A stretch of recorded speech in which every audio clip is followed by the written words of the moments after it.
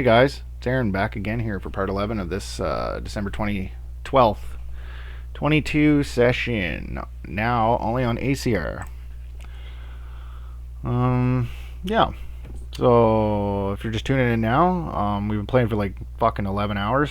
So getting kind of tired. It's like 1 a.m. here. My clock's wrong. Yeah, it's like 1 o'clock in the fucking morning.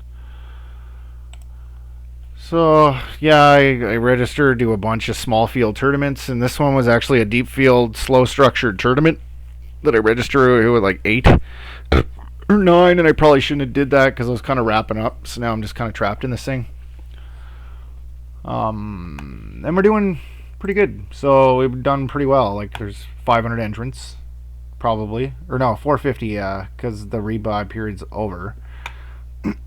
450 entrants down to the top 100 here. So 63rd place is where we have to keep an eye on that. We're getting close to that bubble situation. We're in 71st, so yeah, we're in 71st position. 63 paid, right? Yeah, 63 paid. So once we get down to about 73, we're gonna start thinking bubble here.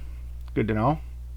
Top prizes, fucking 539. So that's actually pretty good. Like this is all we're getting. There's pretty sure there's overlay here. Let me see. I'll do the math. $6 times 443 equals 2650. Or no, 446. 6 times 446. Wow, they were on the money. 2676. $2,676 prize pool by us. So $125 in overlay here.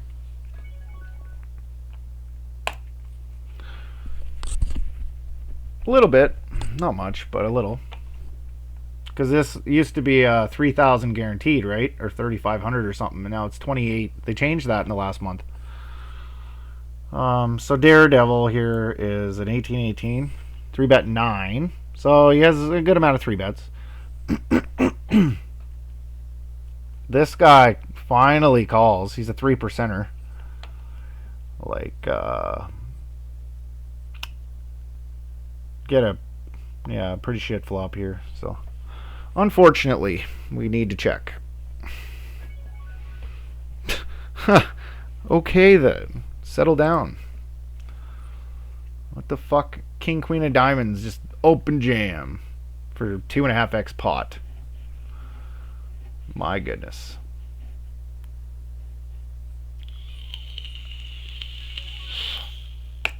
For pocket fives there.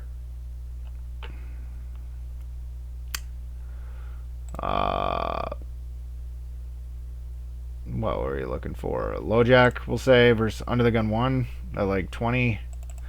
Pocket fives fold. Like that's what I was thinking. Like, wrong one. It's this one we need.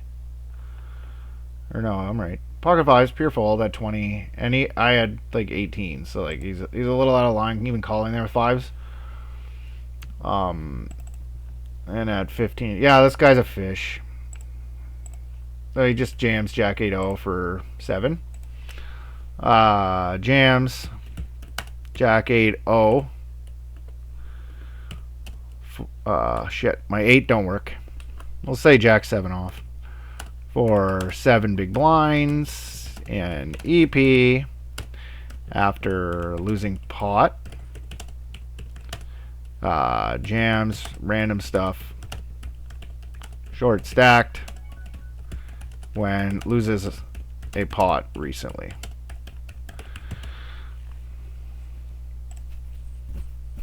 Check mark. Somehow he won.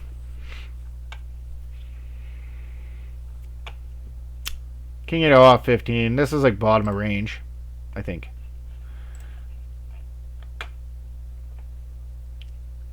King 8 off. I know a deeper stacked, it's fine. Oh, we're out of line. Okay, so I check, right? We are out of line. Cut off 17, out of line. Cut off 20, out of line. Really? 25, 30. 40. Really? 60. Alright, well, we're opening too much king 8 off. Okay, on the cutoff. Doesn't even open that much at all.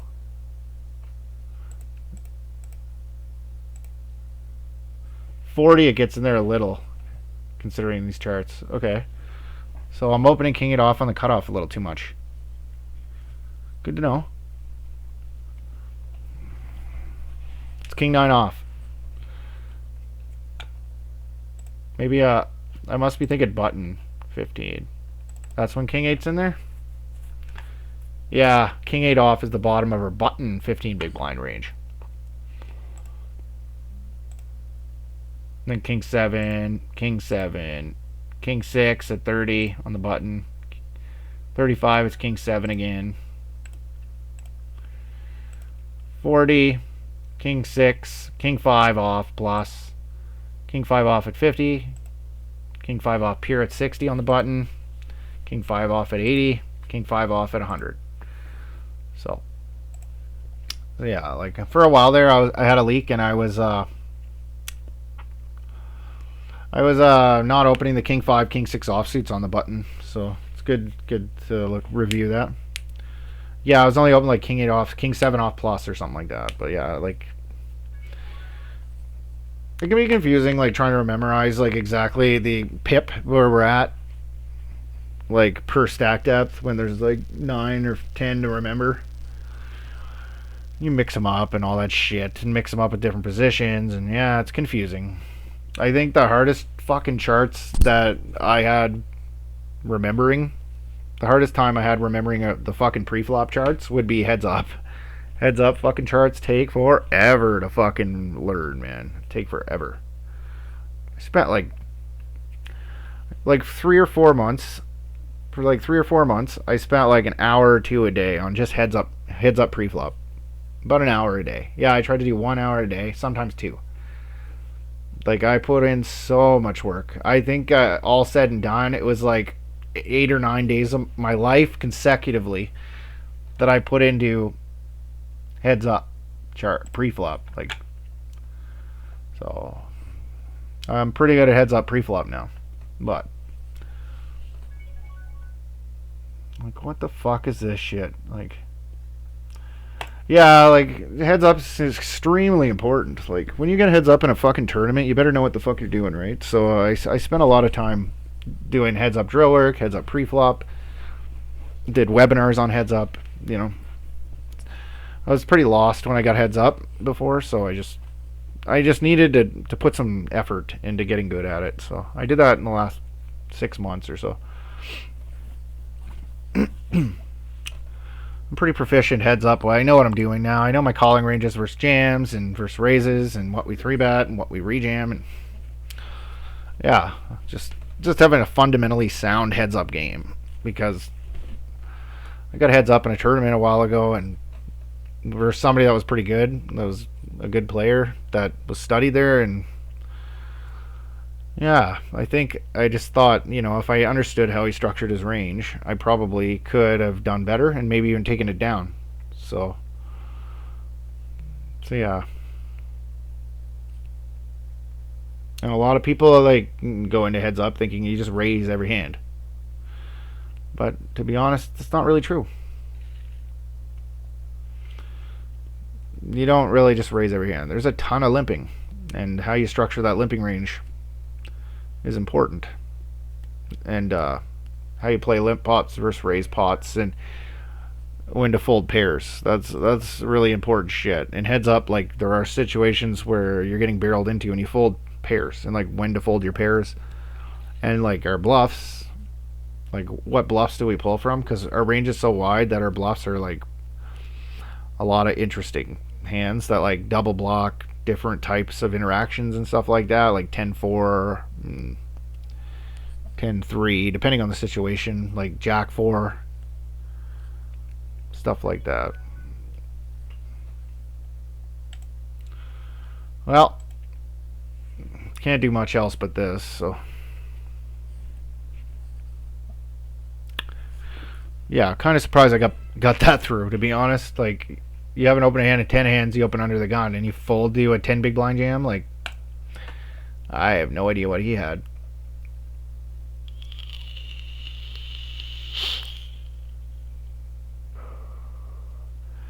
Must have had some bottom of range like King 9 suited or something. I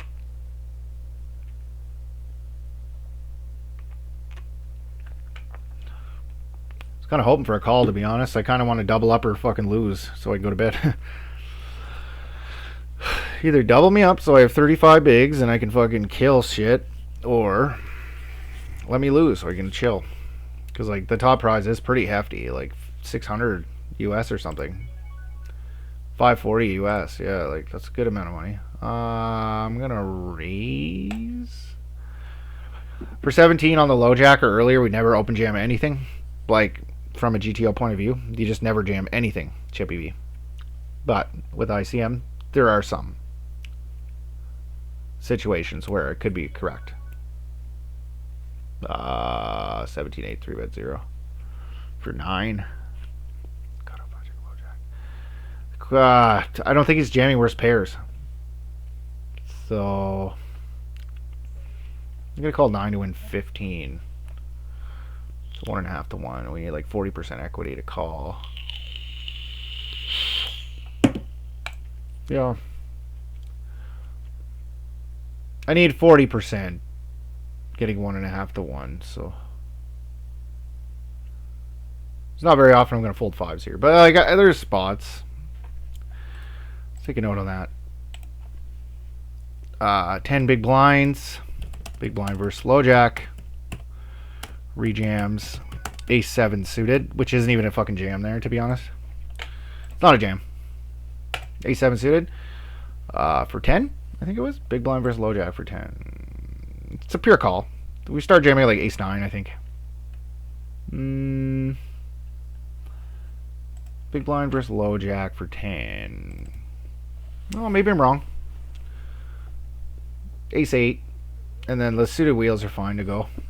Yeah, but we got to have some suited aces in our calling range. So these middling ones are the best for that. Plus, not to mention, we're not Chippy V right now. So we aren't Chippy V anymore. Like, we're 10% of the field, or main here, on the bubble. So, yeah. Like, not quite on the bubble, but we're very close to the bubble. So, like, these fringe hands, I'd say these probably stay in, but like Ace 3, Ace 2 suited probably come out. Ace 8 suited probably comes out and just calls. Ace 9 off comes out. Ace 4 off comes out. Pocket 8s, pocket 5s, pocket 4s come out now. 10s probably come in because, you know, we just want to shut that shit down immediately, right? King Queen suited probably comes out. Anything that mixes comes out. 10% of the field. And then, you know, we're going a little bit higher up, like 9s and 10s, and 8s will call and shit like that. For 10, 8s are probably good, though. Like, the risk premium on him with average at 37s, probably. But yeah, just these are going to come out probably in that, and these. And these. Like, if I were to guess. Something like that. The structure just changes, so.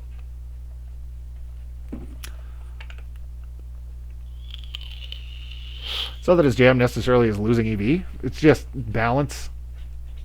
I'm sure that, like, if we looked into it on GTO Wizard for 10, big blind versus low jack, like rejamming Ace 7 suited or just calling, probably is very similar EV.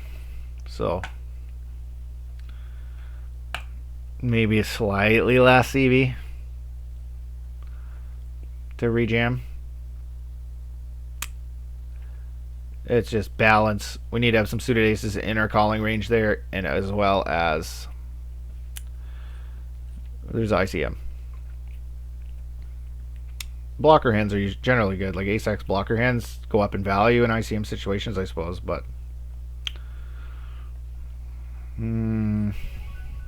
well, okay. 70. We're down to 10 to the money. So I'm going into bubble mode. Should be a quick bubble because there's 73, so people are going to be dropping off pretty quick. But yeah, we're in bubble mode right now. Bubble mode. Bubble mode.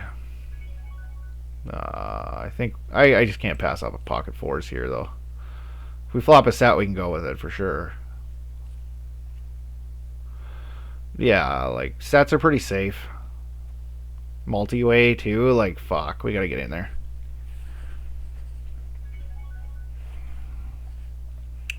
High implied odds, right? Like if it came Queen 8-4, we are probably gonna double up, right? So.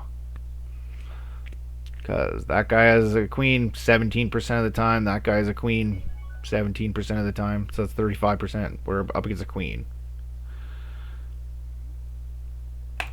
And then, like, probably 20% of the time, it's a flush draw. So, very, very high probability that we're going to double.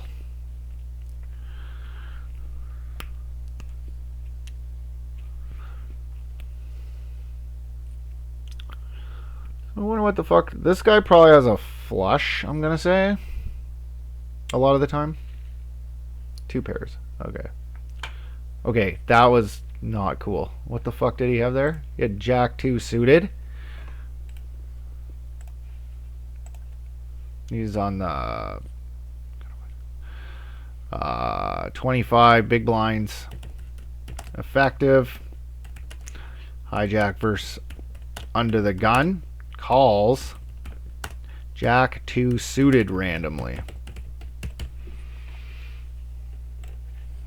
Yeah, that's fucked. Let's see how that played out. Like, why the fuck would you call there with Jack 2? Even if when you make a Jack, you're like fucked.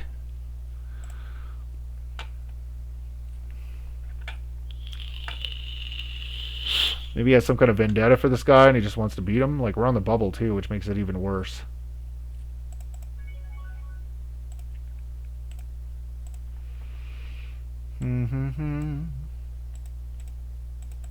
Play. I don't know why you're doing this. Check, check, check, check. Bets half pot. How many bigs? 4 and 9. I think we got a little bigger than that. Like if we were in there, but like there's so many gut shots, open enders, and flush draws here. Like you got to go bigger than this. I think. Like I think we got to be going like pot. Or like 75% pot, probably 80% pot, and then river 5. Yeah, this isn't big enough. Like with your 2 pair, like if you're gonna get in here, make money with your fucking hand. This just makes it even worse. This just compounds the fact that you called here with a really bad hand. Like you got to be going all in, or not all in, maybe. Probably with 2 pair here, like it's a pot. It's like a 16 big blind, 18 big blind hand. Okay, good. We didn't get 3-bet because I didn't want to deal with that on the bubble here. 10-8-7 on the bubble. I was gonna check it back, but we're just gonna fold now. All good. Yeah, I was gonna check back, but now we're just gonna fold the fucking thing. Kind of sucks. Is that current? Like it doesn't. And nobody's lost in like a couple minutes here. 73. Weird. Everybody's staying in today. Yeah, we can get rid of this.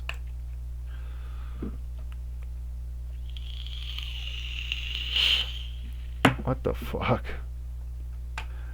So you're gonna take a junky open-ended straight draw, just pot it into an under the gun range, which probably has jacks, queens, and kings like fucking 16 to 18% of the time, and you're dead basically versus jacks and jacks because I have your outs.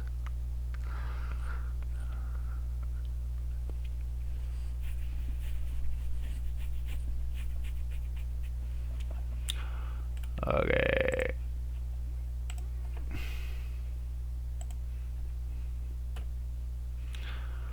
$25 effective. Folding. 25 effective, multi-way in small blind. Donks 85%. Oh, fuck. Donks near pot with 9s on 10. Oh, yeah, 10. 8. 8. 8, 8, 8, 8, 8. Fucking Jesus. I can't wait till that new computer shows up. Okay. On the bubble. We're on the bubble here. 10, 8,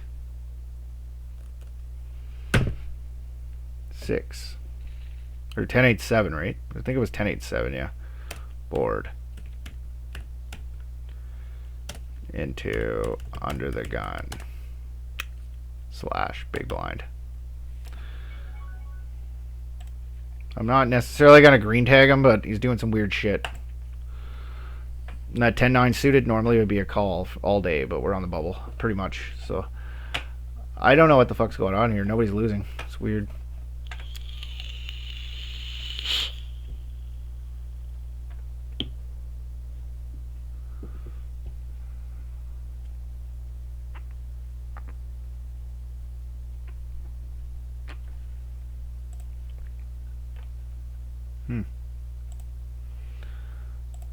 Yeah, it's just kind of weird to play like 4 or 5 hands in a row with 100 players almost, and nobody lost. Like, what's going on here? The blinds are 9, 18. This guy has like none. This guy's 3. This guy has 5, 5, 7, 7, 8, 10. We got 10 big blinds or less. We got enough to get us to 67th, and then we got some of these guys that have like 15, 14, 15. Okay, we have 21. So I don't know. That 10-9 suited might have been nitty to fold there on the button. Might have been. I don't know. Like, I don't know if we're close enough to the bubble right now to be folding that. Like, if we were 3 away from the money, I could get behind it. But 10, like, there's no way I can really tell either.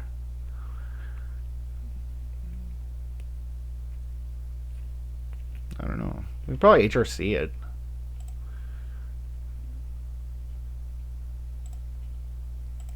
How do I take notes on this? Can I take it from here?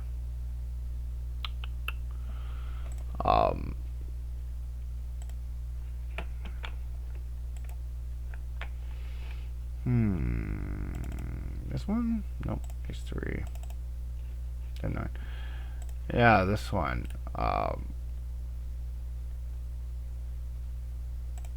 So 73 remain.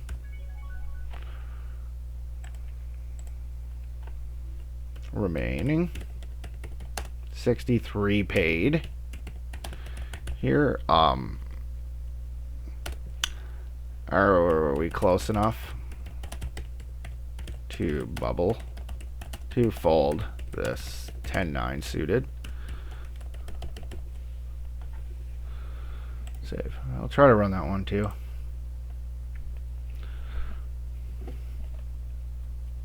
Like, I think like 8-7, 9-8 suited are gonna be like really good folds, because like then we kind of block the bottom of his range like completely. But I guess he was on hijack, right? So the bottom of his range is gonna be offsuit 10s and offsuit 9s. So yeah, 10-9 completely blocks the bottom of his range. We're gonna be dominated so often too. If we get like a board, a 10xx board, we gotta play for fucking stacks with top pair, and like we're just losing so much to the bottom of his range, and then all of his over pairs. So like on the bubble, like I don't know. That one's a question. That's a good question. I'm not sure.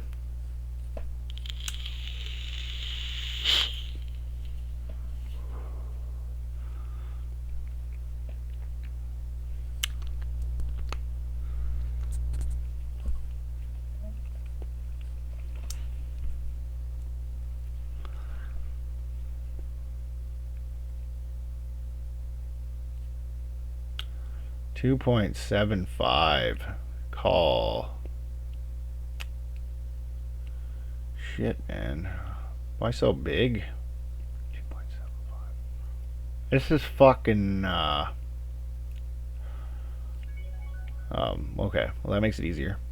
I'm thinking this is a call. Like, I don't really think we can fold king 6 suited here to this. 2.75, but yeah, I'm interested. What is he 2.75 here? I'd like to see. Looks like we will show, it will show down. Yeah, king 6 here. We would have flopped nice too. Aces versus nines. We had a straight draw with it. Okay, so he ended up somehow folding there. Nines versus aces. Kind of interesting. He just flats for 20 effective with nines there.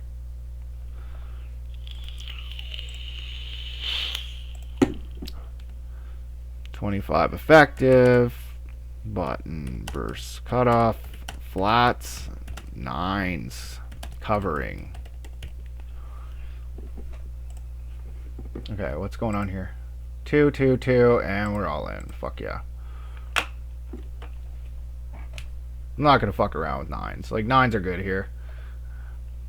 We're printing. Like, we should be printing. It's like, if we get 3 folds, which is possible, like, we make add like a 33% to our stack, or 1.5x our stack.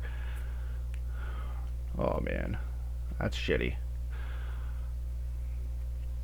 Like, yeah, this is fine though. We're not too far. We're still kind of far from the money, so we're just making so much there by going all in. So, all right, shit, couldn't make the money on that one. So, down like 104 today. Yeah, about 104, I think. Just didn't run very good. You can see my all-in EV. Boom, boom, boom, boom. Graphs. Yeah. We got rid of this shit. So my all-in EV is here. Refresh it.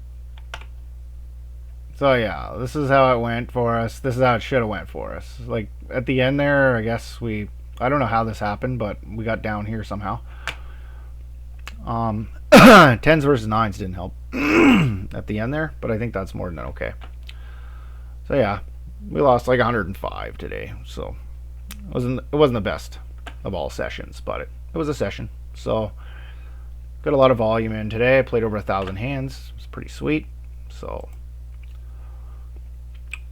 anyway, guys, yeah, thanks for watching my session, and take care. And I'm sure I'll be playing another session in like a week or so. This time I'm going to be kind of slower for Christmas, so I'm going to have more time. So I'll probably play another one next week. So, all right, guys, take care. See you on the next one.